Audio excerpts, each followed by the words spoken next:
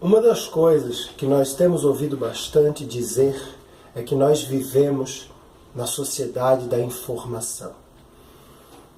E aí, claro, a palavra informação vem sendo um desafio teórico por causa daquilo que o termo envolve. O que é informação? O que queremos dizer quando dizemos informação?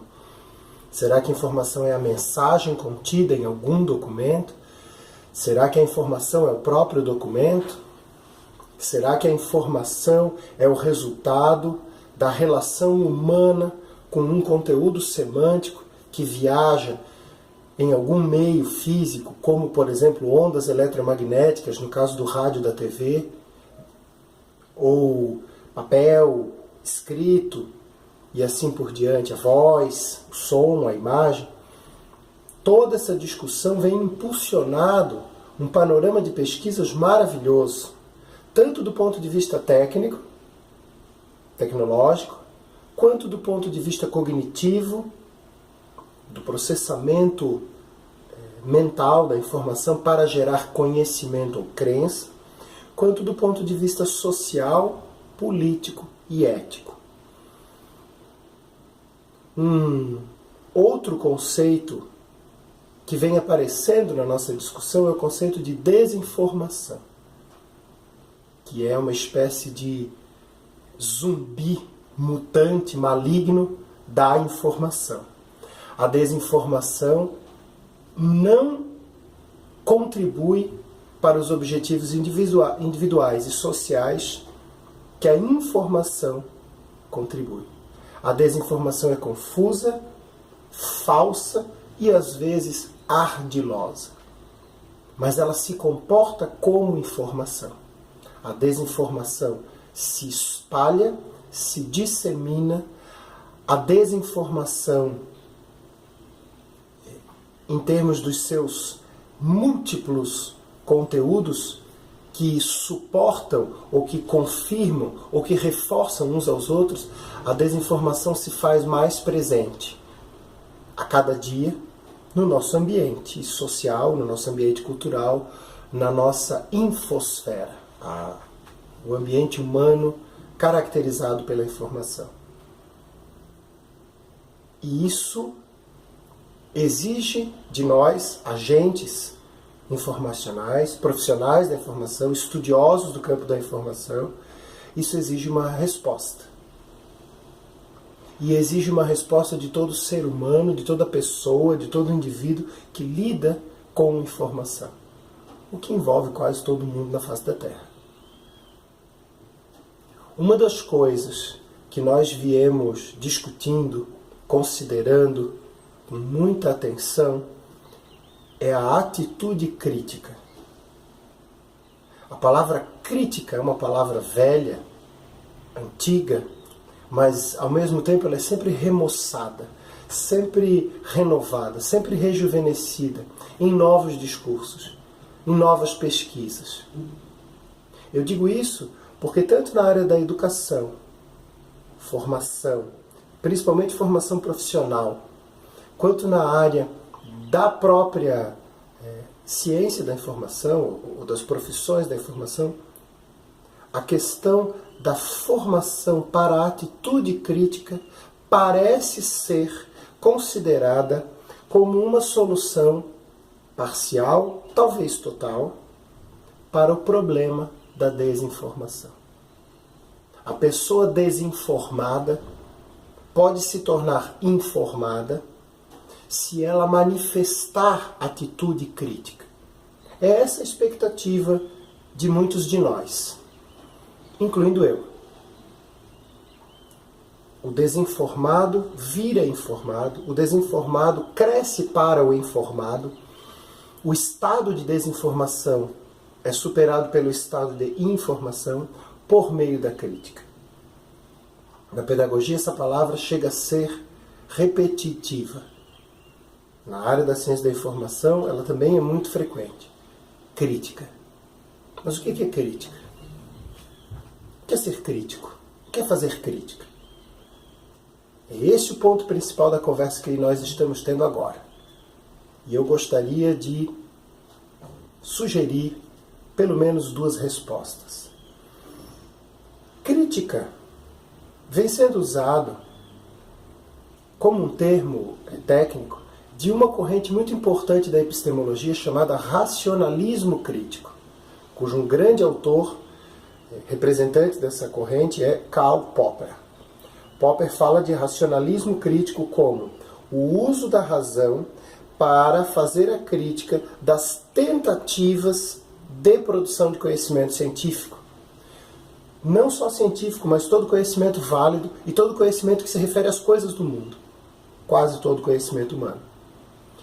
A crítica, então, é uma tentativa que nós fazemos conscientemente de forçar uma teoria a resistir ao exame.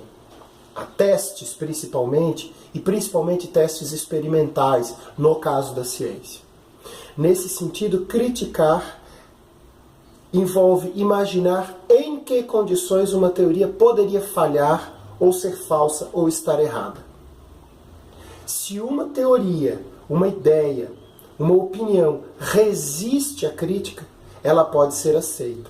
Se ela não resiste à crítica, ela deve ser rejeitada, ou modificada, ou melhorada, ou aperfeiçoada, ou abandonada completamente.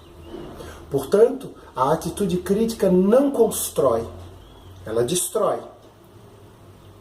Ela refuta, ela falsifica.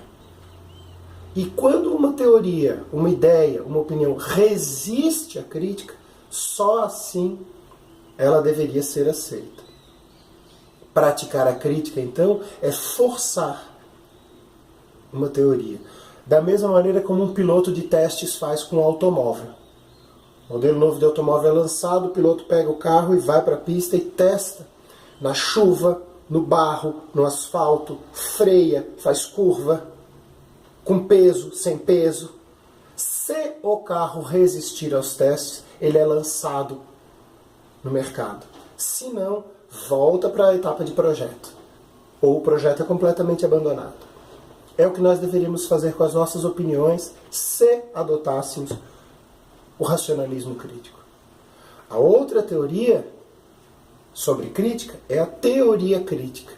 A teoria crítica é muito discutida a partir da metade do século XX, a partir de um autor chamado Horkheimer.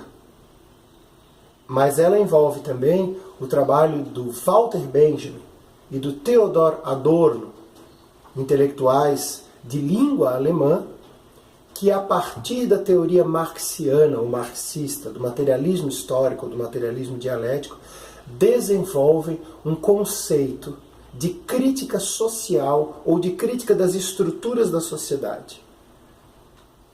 Basicamente, a ideia desses autores é dizer que as nossas opiniões, que as nossas teorias, que os nossos modos de ver o mundo possuem causas sociais, e causas sociais que apontam lá para a maneira como nós organizamos as nossas relações de produção das coisas que nós precisamos para viver.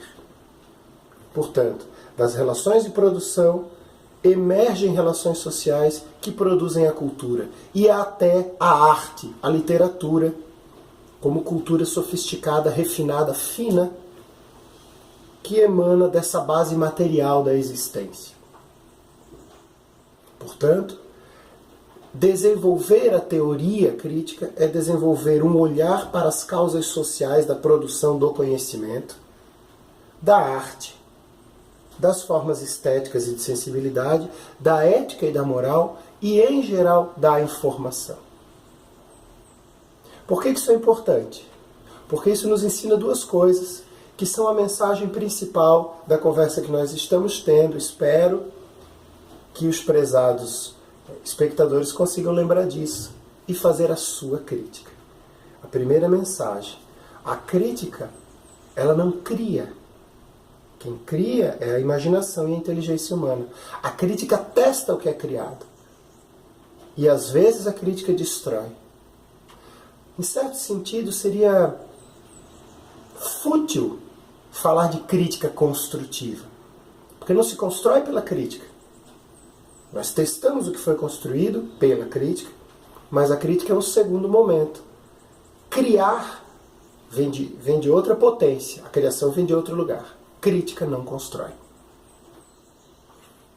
A segunda coisa é que, tanto como existe crítica racional e objetiva do conhecimento que pode ser examinado e testado e que pode ser ou verdadeiro ou falso, existe crítica que envolve a sensibilidade, o gosto e a imaginação e valores daquilo que é praticado, criado e construído no terreno da sensibilidade. É o caso da crítica literária ou da crítica artística ou estética. Última coisa, a palavra crítica vem de crisis, que significa crise. Fazer a crítica é instalar a crise. Claro que não uma crise avassaladora, desesperadora, desanimadora, uma crise que nos desarma e nos torna incapazes de agir. Mas a crise das respostas. A crise é aquele momento em que aquilo que servia como resposta para certa pergunta já não serve mais. E nós começamos a pensar em outras respostas. Se nós começamos a pensar por outras respostas, se nós começamos a buscar outras respostas por meio da crítica, a crítica não constrói, mas a crítica desbasta, abre o campo para que a gente possa construir. Do ponto de vista da informação, isso é muito importante, porque isso aponta para o caráter essencialmente humano, construtivo, criativo, insubstituível da inteligência e do aspecto social, cooperativo, colaborativo da informação.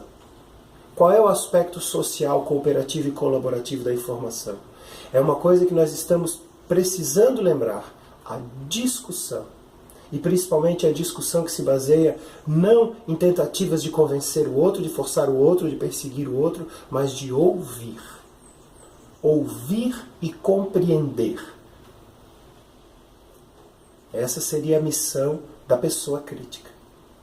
Antes que ela comece a desbastar, a destruir e a abrir o caminho para construir, é preciso ouvir, compreender e aí sim fazer a crítica.